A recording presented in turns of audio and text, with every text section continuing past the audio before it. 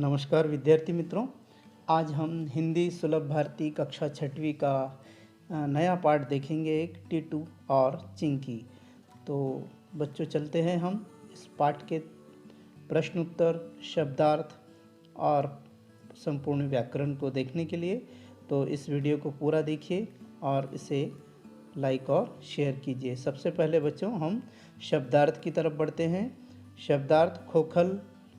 खोखल का अर्थ होगा पेड़ के तने में बना हुआ एक बड़ा छेद या कोटर, जिसे हम कहते हैं। यहाँ पर देखिए, आपको चित्र में दिखाई दे रहा है एक पेड़ है। पेड़ में एक छोटा सा जो छेद दिखाई दे रहा है उसे ही खोखल कहते हैं। बसेरा, बसेरे का अर्थ होगा निवास या घर या आवास भी कह सकते हैं हम। परेशान, परेशान इसका अर्थ होगा त्रस्त, त्रस्त होना, परेशान होना। और तना, तना अर्थात पेड़ का निचला भाग। यहाँ पर देखो आप, एक पेड़ दिखाई दे रहा है और इसके निचले भाग को हम तना कहते हैं। और मौका, मौका अर्थात अवसर। इसके बाद में बच्चों कुछ हमने प्रश्न मन से तैयार किए हैं, इसे आप ध्यान दे के समझने का प्रयास कीजिए, इसे अपनी कॉपी में लिखिए। सबसे पहला प्रश्न हमने तैयार किया है, रिक्त स्थानों की पूर्ति कीजिए। पहला है, टीटू गिलहरी और चिंकी चिड़िया दोनों पड़ोसिन थीं। कौन थीं दोनों? पड़ोसिन थी। तो यहाँ पर पड़ोसिन रिक्त स्थान का शब्द आएगा, इसे आपको लिख लेना है। और दूसरा है, इसमें चिंकी चिड़िया के बच्चे फलों को जूठा कर देते थे। फलों को जूठा कर देते थे। तो यहाँ पर जूठा शब्द रिक्त स्थान में भरना है। तीसरा है, अपने बच्चों को बचाना, उन्हें मेरे घोंसले में छिपा दो। तो यहाँ पर घोंसले शब्द रिक्त स्थान वाला शब्द है, तो आपको रिक्त स्थान में घोंसले यह शब्द लिखना है। इसके बाद सावधान टीटू बहन, सांप आ रहा है। तो यहाँ पर सांप यह रिक्त स्थान वाला शब्द है, तो आपको रिक्त स्थान में लिखना है सांप। तो इस प्रकार से पहला प्रश्न है, इसमें हमने 4 जो रिक्त स्थान हैं वो लिखे हैं। आप अपनी कॉपी में इसे अच्छी तरीके से लिख लीजिए और जितने भी यहाँ पर शब्द हैं उन्हें याद कर लीजिए। 5वां है, जहाँ जहाँ चिंकी की चोंच लगी पेड़ से गाढ़ा चिपचिपा दूध बहने लगा। यहाँ पर चिड़िया जो है वो पेड़ पर चोंच मारती है और उससे गाढ़ा सा चिपचिपा दूध बहने लगा। तो चिपचिपा यहाँ पर रिक्त स्थान वाला शब्द है। उसके बाद में 6वां रिक्त स्थान है, थक हार कर सांप वापस बिल में लौट गया। तो यहाँ पर बिल शब्द में रिक्त स्थान में हमें लिखना है बिल। बिल यानी सांप का जो छेद होता है उसे हम बिल कहते हैं। तो थक हार कर सांप ने बहुत प्रयत्न किया पेड़ पर चढ़ने का, आखिर में वह बिल में वापस लौट गया। और 7वां रिक्त स्थान देखो बच्चों, टीटू और चिंकी के बच्चों ने एकता की ताकत देख लिया था। तो यहाँ पर एकता यह रिक्त स्थान का शब्द है, रिक्त स्थान में आपको एकता शब्द लिखना है। इसके बाद में हमने कुछ प्रश्न भी तैयार किए हैं बच्चों कि एक वाक्य में उत्तर लिखो। तो यहाँ पर कुछ प्रश्न दिए हैं और उनके उत्तर भी यहाँ पर हैं। तो पहला प्रश्न है, टीटू गिलहरी का घर कहाँ था? तो आप जानते ही हैं, टीटू गिलहरी का घर पेड़ की खोखल में था। जो पेड़ था उसकी खोखल, जो उसमें बारीक छेद था एक, उसमें टीटू गिलहरी नीचे रहती थी। दूसरा है, चिंकी जब दाना चुगने जाती तो बच्चों का ध्यान कौन रखता था?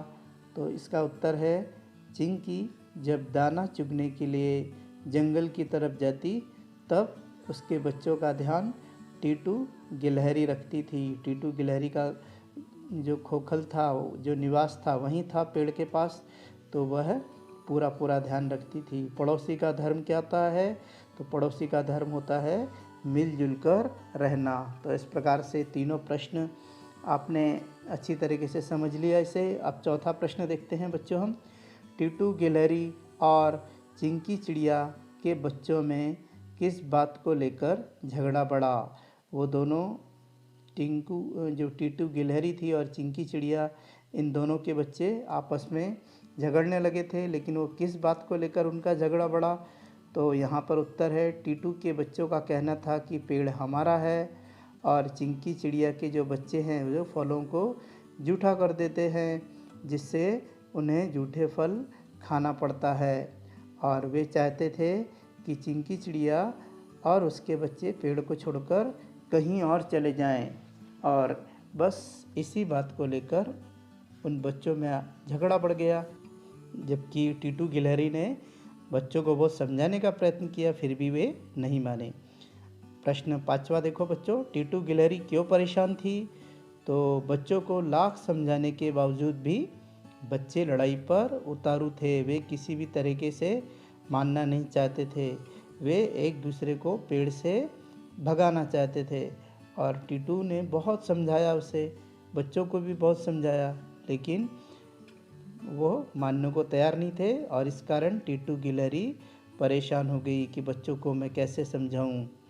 इसके बाद में है 6वां प्रश्न देखो बच्चों, बच्चों के झगड़े का फ़ायदा उठाने की कोशिश किसने की? यानी बच्चों के झगड़े जो हुए थे उसका फ़ायदा उठाने की कोशिश किसने की थी? ये अक्सर होता है ना, दो के झगड़ों में तीसरों का फ़ायदा होता है। तो यहाँ पर बच्चों के झगड़े का फ़ायदा सांप ने उठाने की कोशिश की, जो वहीं पेड़ के नीचे बिल में रहता था। उसने सोचा कि चलो इनके झगड़े शुरू हैं और अब इसका फ़ायदा मैं उठाता हूँ। तो चिंकी चिड़िया ने टीटू गिलहरी के बच्चों को सांप से कैसे बचाया? तो जब सांप ने फ़ायदा उठाने की कोशिश की, तो अगला प्रश्न है कि चिंकी चिड़िया ने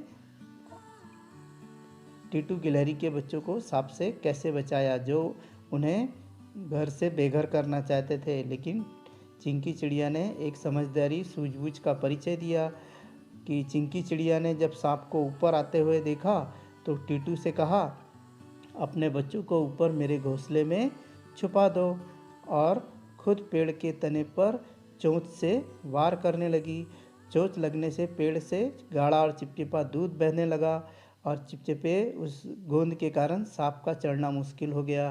सांप ने कई प्रयास किए, लेकिन वह थक हार गया था और अंत में वापस लौट गया। इस प्रकार से चिंकी चिड़िया ने गिलहरी के बच्चों की जान बचाई। तो बच्चों, इस प्रश्न उत्तर के बाद हम अगले प्रश्न की ओर बढ़ते हैं, भाषा की ओर। यहाँ पर कुछ विराम चिन्ह आपको दिखाई दे रहे हैं ब्रैकेट में, और आपको ये जो पैराग्राफ्स है, काबुली वाले ने पूछा, बिटिया आप कौन सी चूड़ियाँ चाहिए? मैंने अपनी गुड़िया दिखाकर कहा, मेरी गुड़िया के लिए अच्छी सी चूड़ियाँ दे दो, जैसे लाल, नीली, पीली। तो ये पैराग्राफ्स जो आपको दिया गया है, इस वाक्य में आपको ये विराम चिन्ह लगाना है। तो विराम चिन्ह का हमने एक वीडियो भी बनाया है, आप हमारे चैनल पर देख सकते हैं। लेकिन यहाँ पर हम इस जो पैराग्राफ्स को देखेंगे कि किस प्रकार से यहाँ पर पहले इसमें विराम चिन्ह नहीं लगे थे और इसमें विराम चिन्ह लगे हैं।